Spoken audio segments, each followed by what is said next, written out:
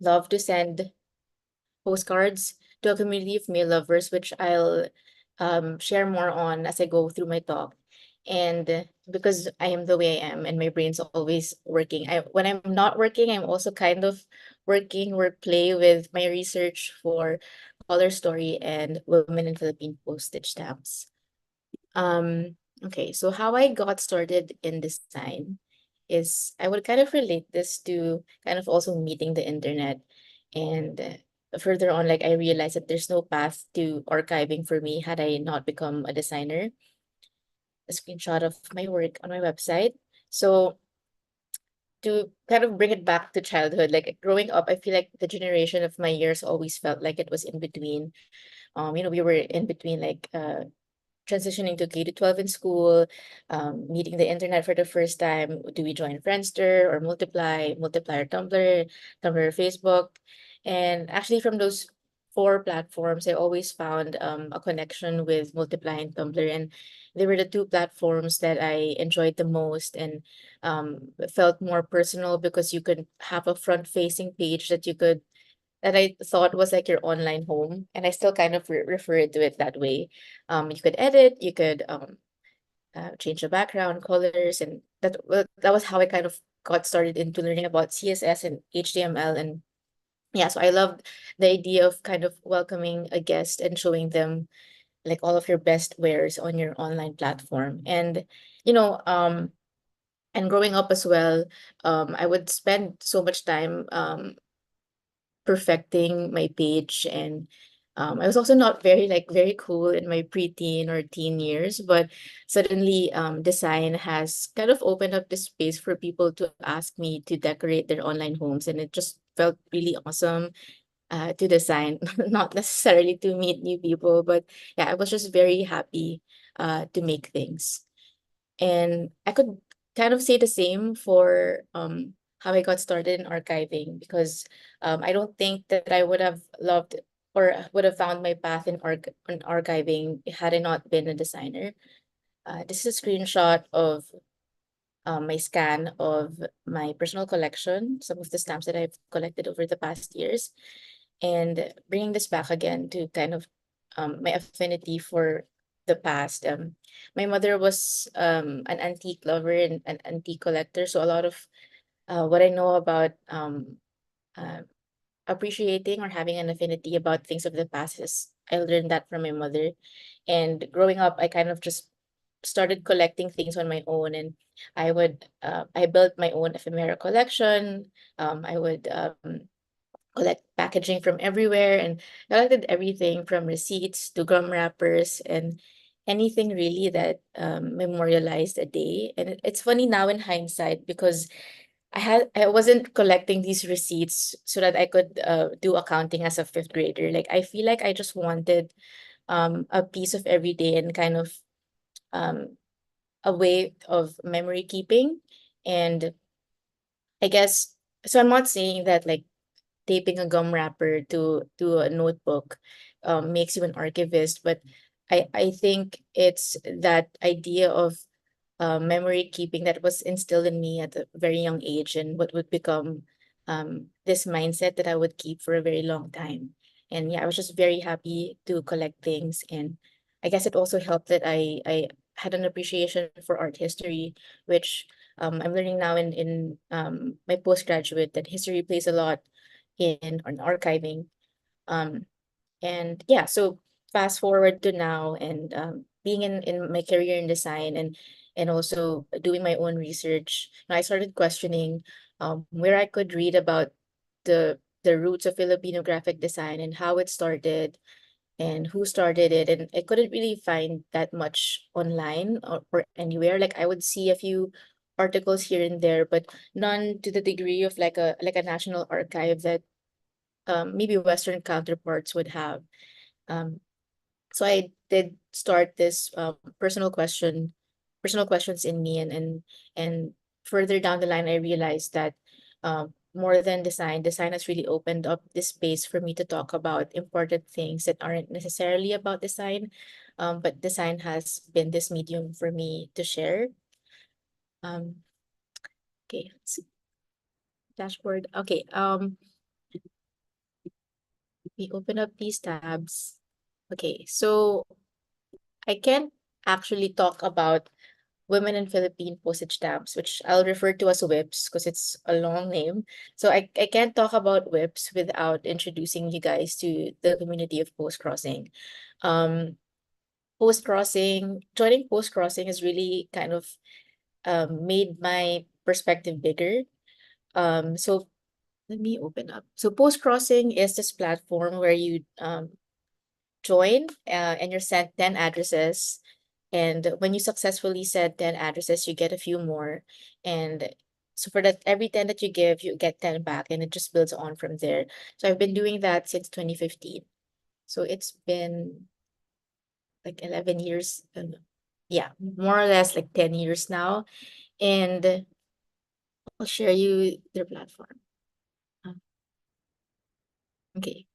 So um the ones in red are the ones that I've sent, and the ones in blue are the ones that I've received. So it has been a back and forth, and I feel like I've been to a lot of places because of post crossing.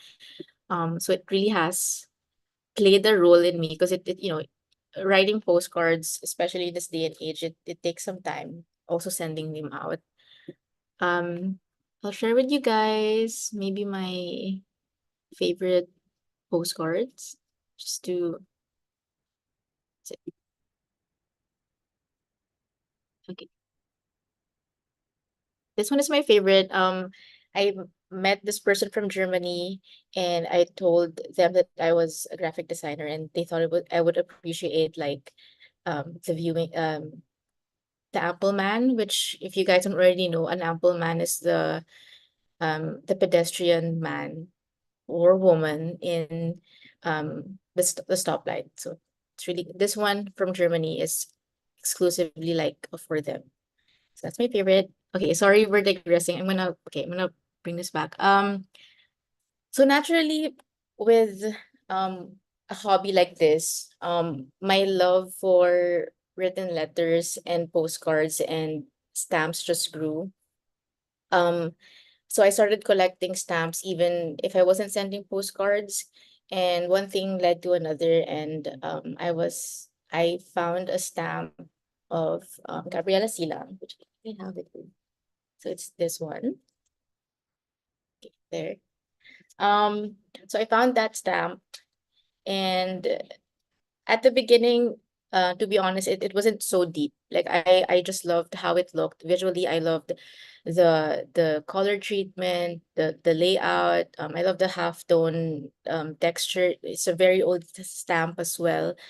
And ideally, with stamps like this, they would feature this as sets. So there would be like 15, 10, 5, 3. And I was just curious about who the other figures were in the stamp set. So I did my own research, and I realized that it's a definitive stamp. So it's a stamp of its own. Um, and then just from seeing that, actually, I couldn't find a set, and then I realized that most of the stamps that I was finding had Jose Rizal on it, like a lot of them. So I realized that I couldn't really find women in stamps as often as I would find Jose Rizal, who's been the most featured Filipino since 1914. And he would then become like the first and most frequently featured figure in the stamps. And he's actually the only Filipino that can be told, whose story can be told through stamps. And this is his first stamp. It's about 100 years old now. So I guess what I'm trying to say is that I'm not saying that Jose Rizal doesn't hold merit to be featured constantly in the stamps. He does, but what worries me is the cadence, or the lack of cadence to feature um other figures as consistently as him, and a woman at that. Like you would think that Gabriela Silang, being the first woman to lead the Philippine Revolution, would be commemorated time and again, but I guess that's just not something that you would see in the post office. She was featured in the postage stamp once in 1974, and that would be the only stamp that she would be featured in. So I guess that is kind of where it all started. I kind of wanted to just see the other. I started to question where the other women were, and who who else were featured in these stamps, and if any. And that's where my research began. Let me share my Illustrator. Where is it? Okay. So this is my working file of whips. I couldn't find the very first one. I'm working on a new laptop now, so I couldn't find the first one, but this is how it looked like. Ah, there. I'll link this also for everyone at the end of my presentation. So okay. So she has mentioned to me how she was curious to kind of pick my brain and kind of knowing how I decided how I chose the women to feature, the stories, and I guess my design choices. So I'll go through it in that way, the content, and then the design choices. So when I was choosing the the women to feature for the first batch, call it that, it was honestly a bit arbitrary. Again, I found the stamp and I found it um interesting. And so was just in a rabbit hole of finding any woman on a Philippine stamp. So my pickings of, or the curation, if you will, for the first batch was really random. You know, I had one in for war, suffrage, art. So it was a bit mixed for this one. Um, but then for the second batch that I made, I tried to make it a bit more topical, to relate more to the current events. And then at the time that I was posting up or researching about this, it was Heritage Month. So I wanted to do my research on um, Philippine women featured in stamps um, that was raising our heritage. And luckily, I found quite a few. Um, and for the third batch that I did for this year, this one is um the theme is sort of like ladies first, but it was also very personal for me to be doing this collection because this is actually not mine. This was sent to me by a 70-year-old retired CEO and philatelist who has this collection tucked away, and he just like Shia found me on a few press material, and he decided that he wanted to send them over and to send me a book to kind of aid me in my research. So this one is actually for him.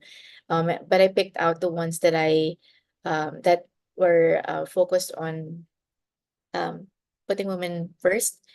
Yeah, so that's kind of how I choose um women to feature. But that's not to say that I don't have this set criteria of like, okay, this person has to be politically correct, or I have to believe in this certain figure. Like, to be honest, for the next batch that I'm doing, I'm actually looking into collecting stamps that feature Imelda Marcos. I think it would be an interesting thing to see her life outlined in the stamps that she's featured in, because of these women also featured here. Imelda Marcos is featured quite a lot in the stamp, so I want to see how I can kind of build a timeline on that. Uh, yeah, but okay, we can move on to the exciting part, which is the color choices and the typography. Um, so much more than the project itself. I'm really happy when people notice the colors that I choose to add in my work. It's definitely something that's always been a staple. There was no way that this would ever look like Tortured Poets department style. Like, it would never have been brown, gray, and black or anything like that. Like, I always saw my work as something that was colorful, and I'm happy that it turned out the way it did this way, because I do feel like archivists or librarians are kind of typecast as um, um, shriveled ladies in a gray suit, crouched down, looking for files in a cabinet the size of a shoebox. Like, I feel like that's how it kind of looks like for some people's brains. But when you're in the archive and you discover stories and you discover stories that you didn't actually hear in mainstream history, it's all very colorful. Um, and it kind of just related to how my work is now is I want when people look at my work, they kind of feel inspired, or they feel like they can relate to it. And I guess now in the age of digital and social media, I think if just giving my work a bit of color inspires someone to scroll through a 10 slide carousel, then I feel like that it has done its job. And I'm even more grateful if they stick around to like read the stories. So yeah, so that's basically why the work looks the way it is. And in terms of the typography, I wanted it to be very legible because I knew I was going to be posting it on Instagram and on my website. But I also wanted to add some femininity in it. And that's why I did this kind of script on the type. But for the inner pages, a little tidbit, um, I would make the first letter um a script of what I think describes a woman. That's a very personal and preferential choice. So I view women as a beacon. I think women are music. Um, this one is lady. Women can be doctors. I respect for the Aquinos and Lakabining, Katipunan. Um, so it's all that's why I chose to italicize that. It's not really just randomized. That one is very personal to me. Um, yeah, and it's the same for all of the other batches. So okay, so I want to go back a bit on um uh where am I on recirculation. Um, I think at you know, I hope the takeaway with my project is not that okay, we have to smash the patriarchy and protest against Jose Rizal being featured in stamps. Like it's not that. I think what I want to show is that representation really matters, and um, we need to be able to hold space for different histories and stories to take place in a certain um area. Um, and I guess um hold on. Yeah. Okay. And then when I was doing this project, I guess a lot of questions also springed up in my brain. And I really tried to question whether archiving is a feminist issue. And this would have led me that inspired my essay that got me into my postgrad in UP Diliman. So just a background on my classmates. We're all coming from different agencies. Like we have people working in the media, and we have people working in Department of Science, National Commission, and um being the only designer in my cohort has definitely had its ups and downs internally, especially when it comes to like imposter syndrome, and being the only one kind of doing this on a more grassroots independent level. It has made me question whether the stories I'm trying to push, or the the stories I'm trying to research on are worth it. But ultimately I've convinced myself that it is, because archives are really spaces that are made to tell different stories. And I think what I want to see in the future is for younger people, and I mean us, to be participating in the archives more. Like I feel like we need more designers participating in archives, um tech people, people in music, people in food, being in the archive, because we need those different stories for an archive to fully come alive. And um I think I found respite in my course when I was introduced to the course of archival advocacy. And it's exactly what it says it is. It's advocating for archives. And to define it further, archives advocate when they undertake specific actions to justify their existence, to fulfill their mission, and to expand their influence. And I want to go a bit on this last bit here, expand their influence. Um, so, you can only learn so much in school, the technicalities, the jargon, and the name conventions. But if you don't find a way to be able to present them in a way that is digestible for the viewer, um, then the archives would have lost its purpose. So I feel that it's important for um, younger people to really advocate for this and to have this advocacy frame of mind. And right now in class, we're really learning more about public relations and marketing and kind of approaching web differently because the internet is really the space now where you can access archives in a very quick manner without having to learn how to read the name conventions of an archive because it does all get muddled and complicated.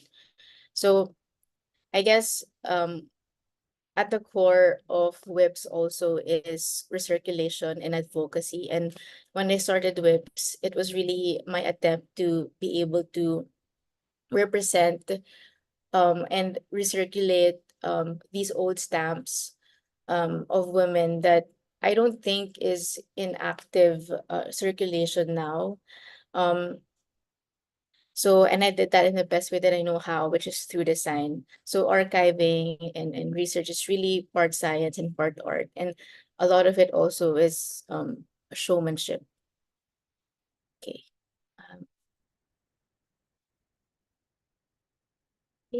we are almost at the end of our the talk. So my call to action is we should all be citizen archivists. So the purpose of archiving is really to provide access and adding on to this continuum of care.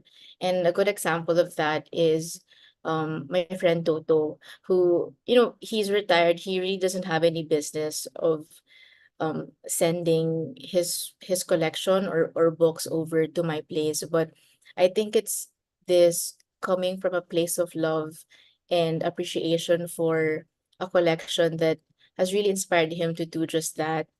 And another one would be just this case study of an archive of a writer I met from Ginayangan in the southern island of Luzon.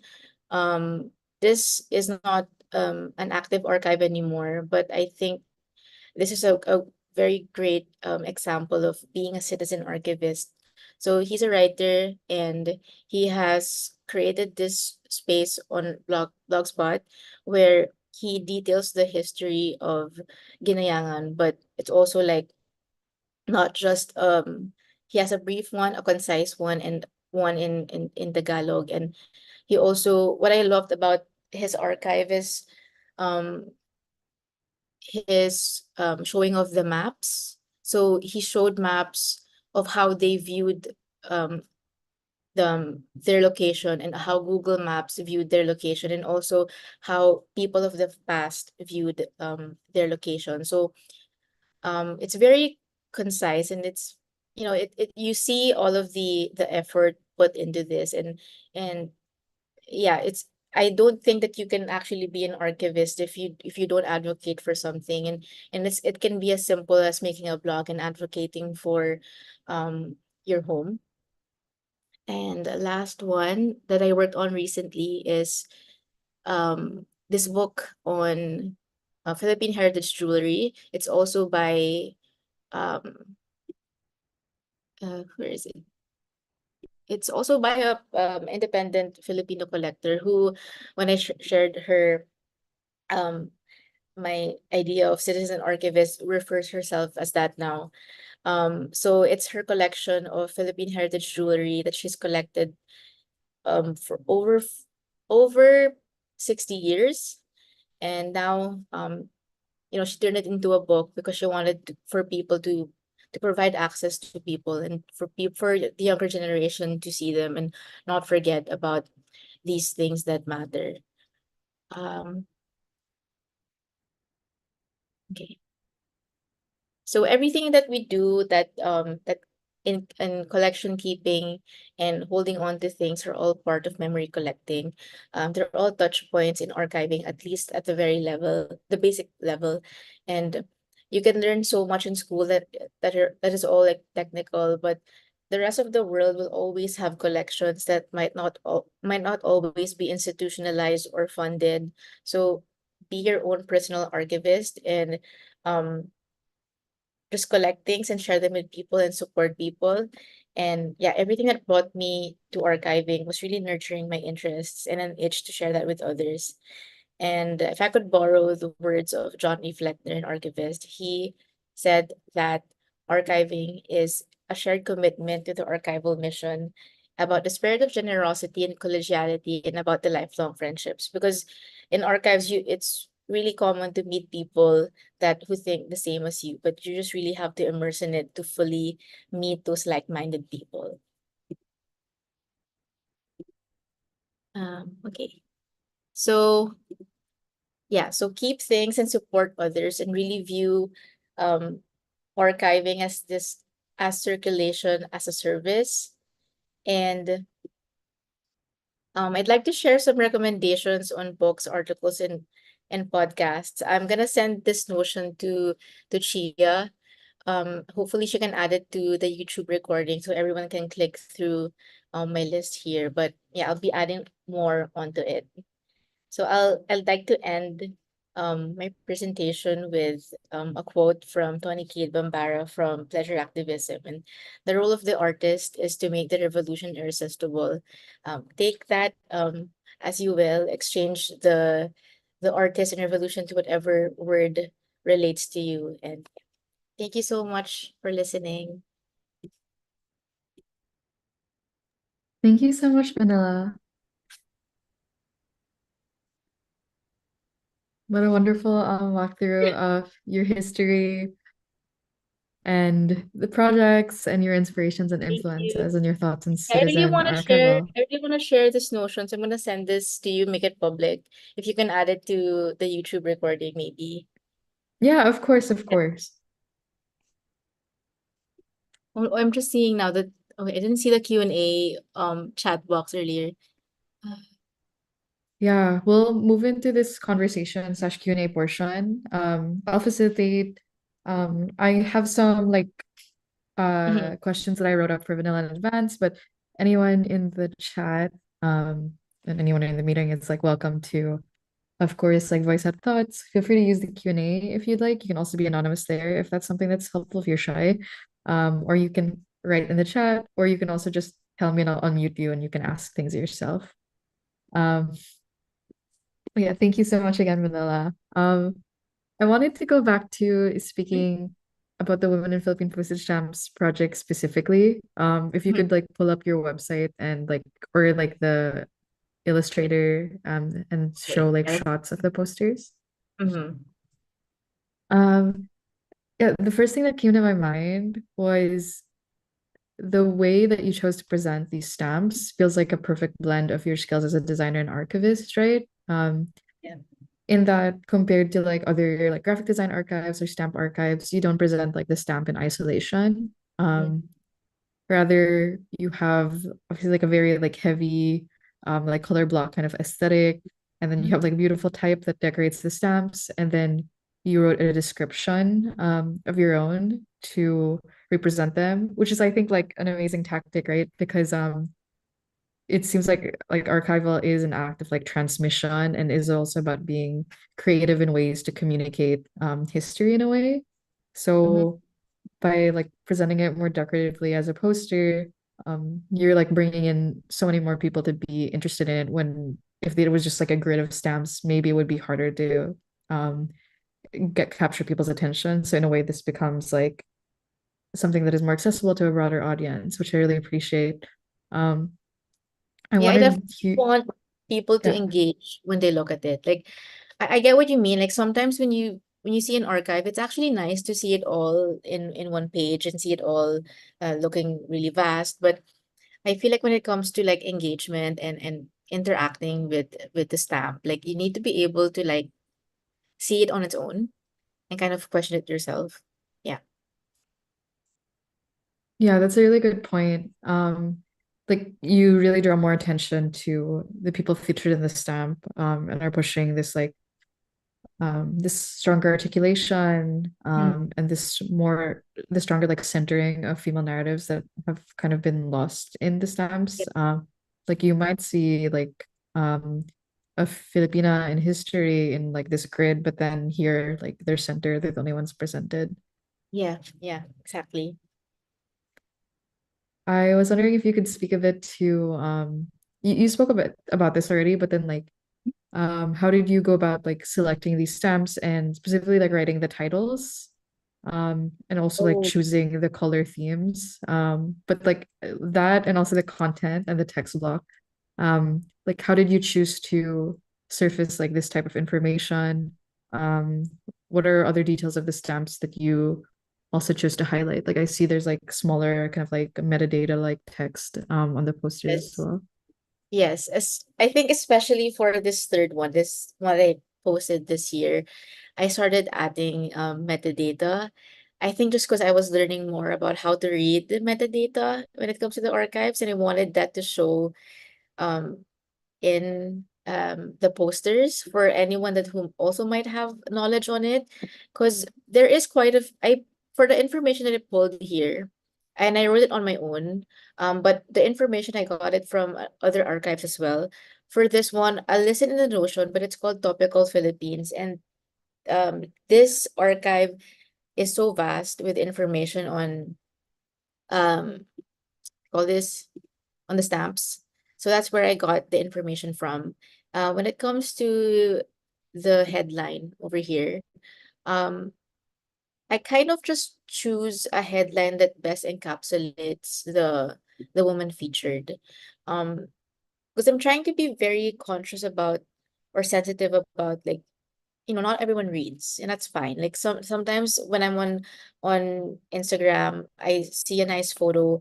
Sometimes I or a nice graphic. Sometimes I wouldn't really read everything. Um, but sometimes I also do. But I'm trying to be sensitive to the people who will really just scroll through it. And if it's big enough like this, um, I feel like it would have at least made an impression. So the way that I've been formatting the posters, it's kind of like um just pulling on knowledge of how I also use the internet. Um yeah, does that make sense? No, that makes sense. Yeah. We have short attention spans, but you Yes, surface exactly. like Yeah. amazing summaries Yeah, about them because yeah. but yeah, I also even made a conscious effort to make the writing here bigger. It used to be very small there. It used to be very small, but I'm also realizing, okay, maybe it has to be bigger so people don't have to squint so much or zoom in. I'm trying to make it as accessible as possible. Make it as easy as possible for people to want to read it. Yeah. That makes And complete sense. yeah. And for the colors, I pick out color pick here, colors here, and kind of just play with the tones. Uh, yeah. Thank you. Yeah, sure. Um, I wanted to ask another question about the presentation, and then I can weave in the question anonymous left in the Okay. Q&A. Mhm. But first I wanted to ask a bit about like your um your presentation style for um the the project in general. Right now, you have a mix of kind of like formats for the Yes. posters. I noticed that some of them are like square, like perfect for the grid, and others are more poster sized. And Yes. I was wondering, how would you like to distribute these? Like, are you envisioning them shared on social media? Do you want a dedicated site, or do you think about like doing like an offline exhibition and having these as like printouts? I love your question. I love your question. So initially it really was just supposed to be for just for Instagram. This one. This one. So it was a square. Um I thought about making zines, and then but I also question myself about paper waste, and my brain's always like questioning my thoughts. So I thought about zines, and I've thought about creating like a dedicated Instagram page for it. Right now it just lives in my Instagram and in my website. Um but maybe hopefully in the future I can have a dedicated website for it. I think that would be the best course. Maybe you can help me with that. Yeah, so yeah, we'll see. But right now I think the best course of action for the project is to have its own website, because also don't want to attach myself so much to this as just my own. Like I want it to be everyone's, and just I just want to help. So I think maybe the website is it can have its own home. Yeah. This brings me to the question in the Q&A, might be related. Thank you so much for sharing your work with us, Vanilla. They ask, what's your long-term vision for the archive? So right now in school, I'm really hoping that school is helping me kind of just expand my thought process on the stamps, because initially it started off really as just a question of you know um kind of just wanting to know who the other um women are in the stamps. But right now I think being in school, your professors, they kind of question you and kind of want you to dig deeper.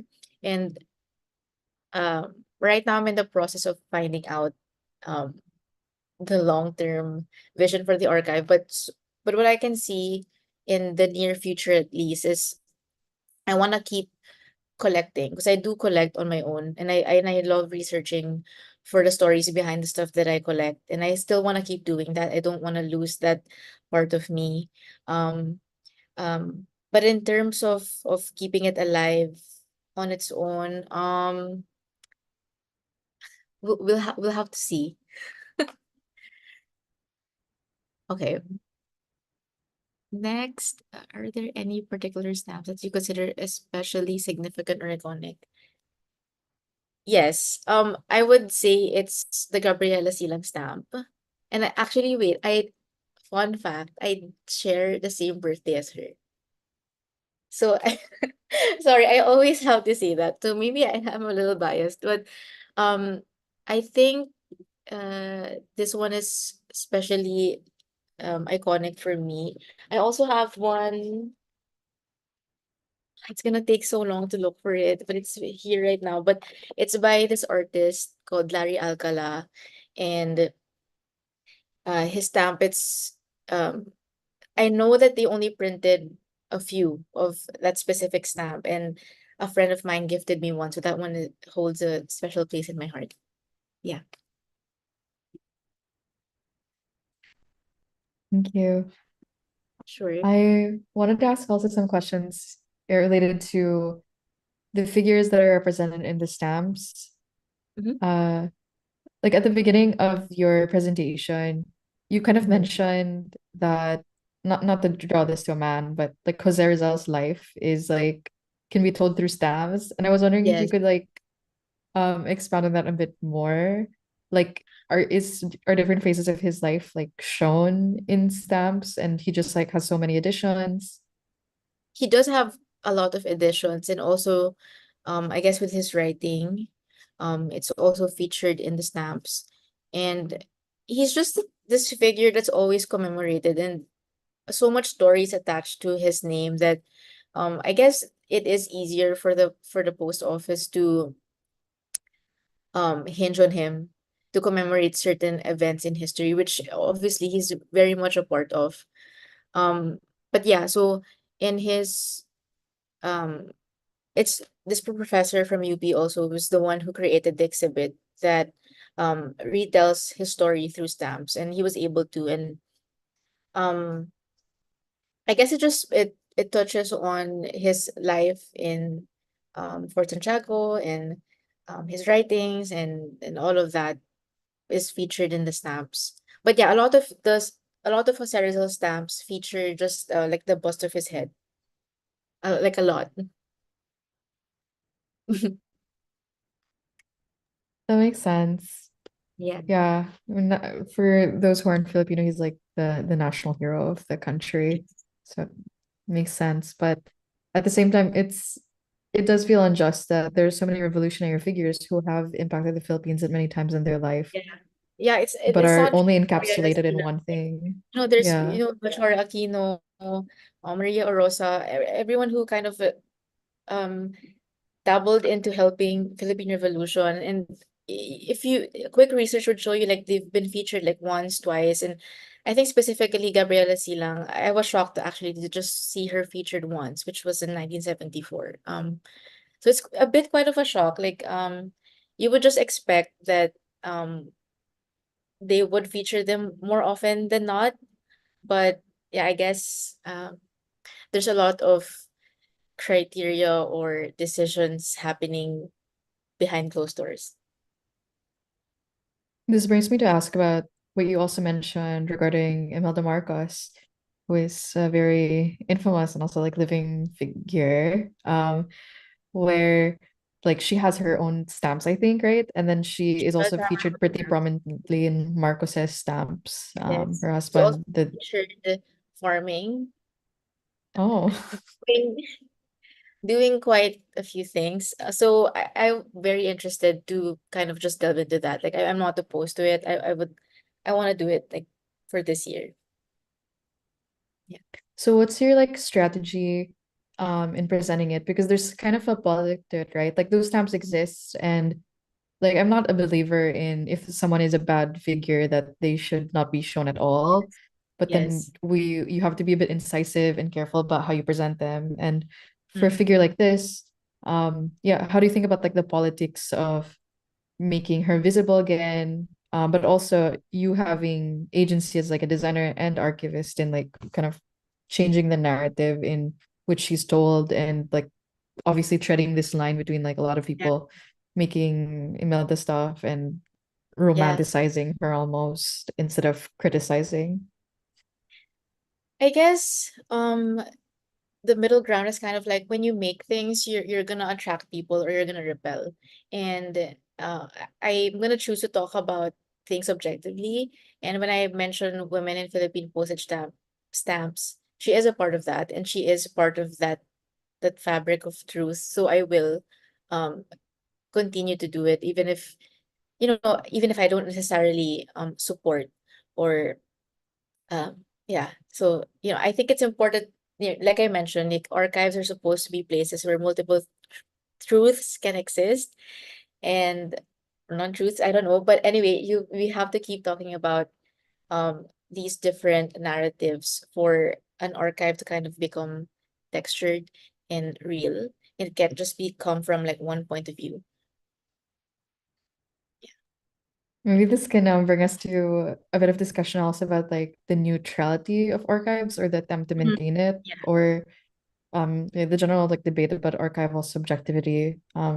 It's obviously a very difficult task to keep something um truly independent from bias, and archives are no free from it. They're always reflective of first like the collections that are available, how you can acquire them, and also yourself. And especially as a designer who is like representing these materials in like a specific way, even like minor decisions, or Mm. not really minor, but like decisions like color and tone like affect people's reading. So I'm wondering how you think about can you speak more? You already did, but can you speak more to We like subjectivity and objectivity and like neutrality and your thoughts on that in this project or in general? Yeah. We do talk a lot about that in class. It's always a debate whether an archivist is a neutral player in the game. And, I don't think so. Like everything that we decide touches on history. That's what makes being an archivist kind of um there's so much responsibility because, even with deciding which collections to keep, because you can't keep everything. You're gonna have to.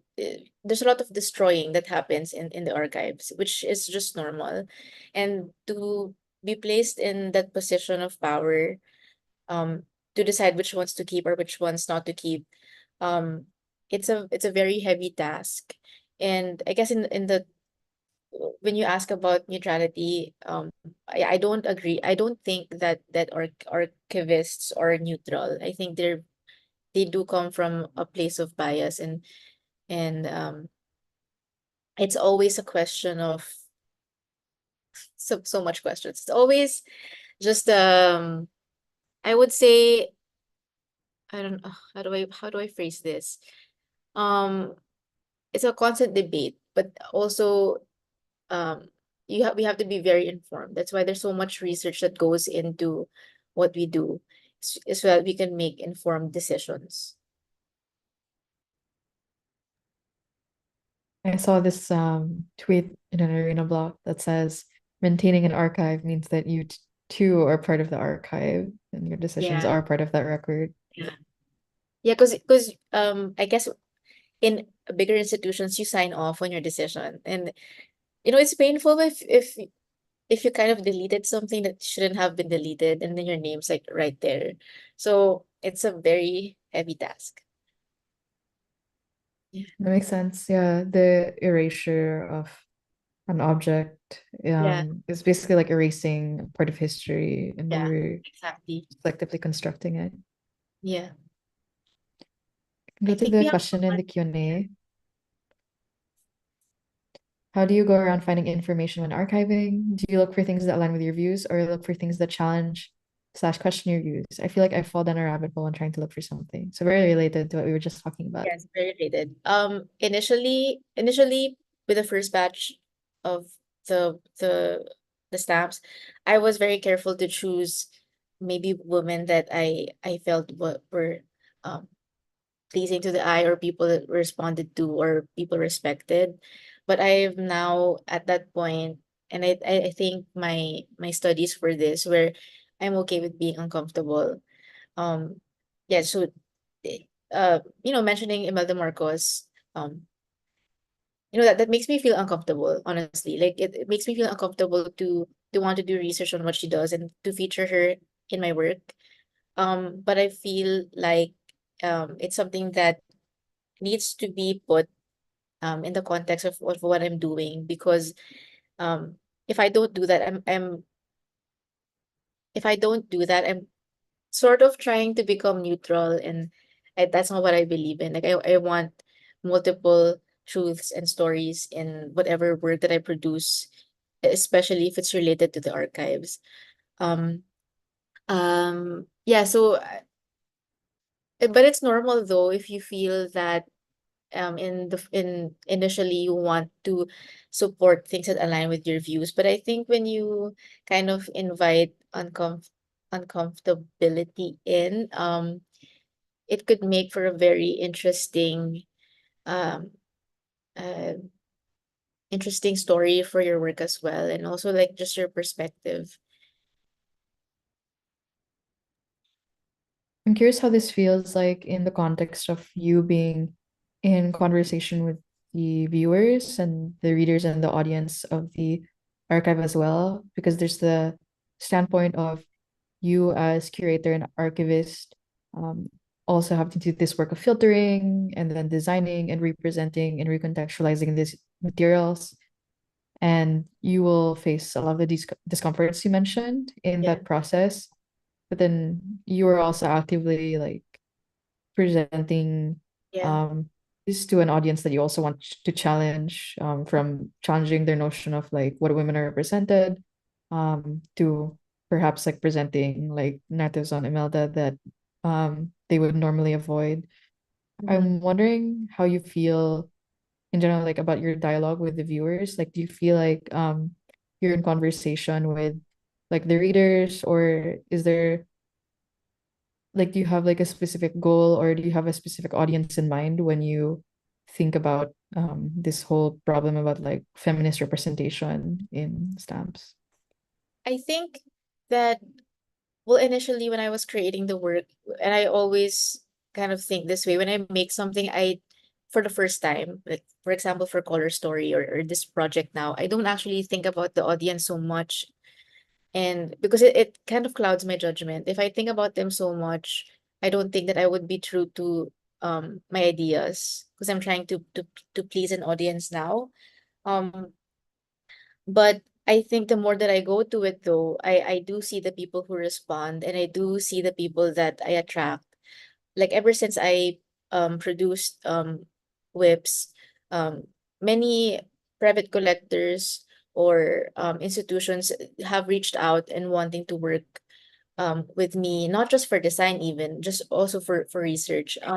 So I think that when I do create whips or post about it, I think it's a natural attraction for people who have curiosity on on these things. It also helps that people don't really send postcards anymore, or write letters and send them using post stamps. So I think when they do, when they are exposed to um I guess visual images that show these stamps, or there's a bit of a nostalgia, and there's yeah, a curiosity that builds in their brain. So um, I think, and the more that I do this consistently, I do see support from people, even if it's just liking or commenting, and or giving me a DM. So for as long as that keeps happening, if people are comfortable enough to engage with me, or they're still receptive enough to accept the project as it comes along, then I think I'm gonna keep doing it. Yeah. I'll read the question from the Q&A. Okay. Where do you think your stance on something, say for this archiving, came from? Like, what made you really interested in it to inspire or color your creative practice? Do you have any advice for anyone still searching for their own version of it? Um, okay. What made you really interested in it to inspire calling? Um, I think I may have just touched on this a bit on my presentation. I can't pinpoint an exact moment where I realized I'm gonna make everything colorful and I'm gonna jump into the archive. Like, I think it's really, Rome wasn't built in a day, and it was just really my curiosity with things. I like I mentioned, I grew up collecting ephemera, and I look at my collection. It's like, oh, who made these things? Or, oh, they're so pretty, or all of that. And I guess just getting into the career of designing, getting into the career of designing, and kind of just trying to see what is more to design, and that's kind of like questioning what the history of design even is. And from questioning where Filipino design started, I realized that we don't have a space or books that talks about that, which normally you would find in an archive. And then, and that's how, I guess that's kind of how I found myself in the archive, is kind of just like, in terms of saying that representation matters, we don't need just people who know technically how an archive works. We need people who question things to be in an archive, and kind of just made myself uncomfortable and throw myself in that lion's den. Um, for advice, do you have any advice? I would say, um, oh my gosh, am I even in a position to give advice? My advice would really just to be nurture your interests, and I think you already know what that is.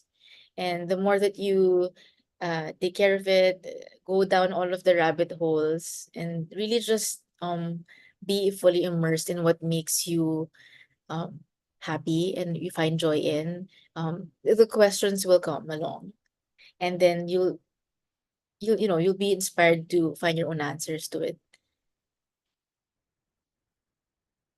I feel like a TED Talk speaker. You should, or you're My more God. slay than one. Uh, Maybe we can do a couple more questions and then we'll close this off. Yeah. Uh, Everyone's asking so much good questions. I hope I'm answering them well. Wait, there's 22 people in the 22 messages. oh, no, you didn't miss much. Uh, okay. I had a question that's kind of a bit related to how do you go from like Mm, going from like naturally leaning towards things you love, in your case, like borrowing from or collecting ephemera, which was also something you probably saw in your family and is also like big in yes. Filipino culture, or like Asian hoarding culture, right? It's the line between Yeah. hoarding and Yes. collecting. And there's that. And then also there's the moment where you were like speaking about the internet, where Yeah. like sharing and making homes on the internet is kind of intrinsically like Yes. sharing yourself and Mm, presenting like an open space for you to be found by other people. Even though there's like some platforms that are not so good for it. Like we were just talking before yes. the Zoom started about how we're scared of Facebook. But Yeah. yeah, I wonder how you like make this leap from you have this personal collection, this personal interest and hobby, you've accumulated it. Like people don't begin with, always Mhm. with intentions to like make a Yeah. formal archive for like postcards or something. It a lot of citizen archival begins with something you just do, whether it's like collecting Miffy keychains or this. So what made you make that leap between yeah, between these parts? Like when did you want to suddenly share? Did you like feel a call, or how did you make that decision? Yeah, actually, I think that's it. I did feel a call. When maybe I felt a bit of anger, like yeah, maybe I felt a bit of anger. Um, um, I guess this was during when did I start? 2021. So that was very a sensitive time in politics here in the Philippines. Well, when is it not sensitive? But anyway, yeah, it always has been, but especially during 2021. So I think I felt a bit of anger with um the patriarchy, if I can say that. And then I guess it so post crossing and sending postcards and stamp collection, that's something that I do as a hobby, and it always has been since 2015. Uh Turning this into a full project in 2021, I think it was really just a culmination of forming my own political views and um finding finding this footing between design and those political views, and I kind of found myself in the intersection of um because that in terms of like activism, there are people who really go out on the streets and shout, and then there are people who are maybe a bit more silent, and I don't want to say that this project is an activism project, like in some ways maybe it is, some ways maybe it's not, but I would say for me, Webs provided was this bridge for me to connect my design practice to um um to this kind of conversation that I wanted to be part of, and I wanted to be part of conversations that talk about the bigger scheme of things, especially when it comes to um political matters. Yeah. And I think I've in some way maybe I'm making stamps more topical. I want to find ways to make stamps more topical in conversations, and it really is in some way connected. It is connected to a lot of Philippine history, of course. Yeah. I Yeah, hope it that makes answers complete your sense. question. Yeah. It does. And like archives are a political like artifact in outcome, and they're a very political process. Oh no, either I froze or Vanilla froze.